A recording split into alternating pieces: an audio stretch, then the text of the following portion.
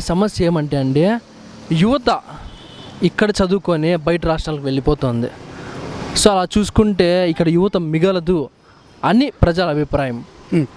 ఒకటండి, మనకి జగన్ గారు వచ్చి 5 సంవత్సరాలు పరిపాలన, ఆయన ఎక్కగానే 2 సంవత్సరాలు కరోనా వచ్చింది.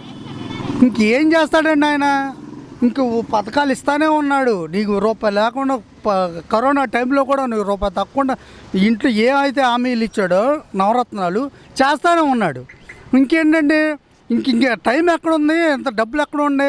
వస్తాయి కదా. ఇప్పుడు మనం విడిపోయాం, మనం స్టేట్ నుంచి విడిపోయాం. మన పథకాలు మనకు రావాలంటే మన కేంద్రం నుంచి రావాలంటే టైం పట్టిద్ది. అంతేగాని ఇప్పుడు వచ్చేసి పెద్ద పెద్ద బిల్డింగ్లు కట్టేసేసి పెద్ద కియా ఉంది వీళ్ళే చెప్పుకుంటారు కియా మేమే తెచ్చామని. కియా తెచ్చింది ఎవరు? వైఎస్ రాజశేఖర రెడ్డి గారు.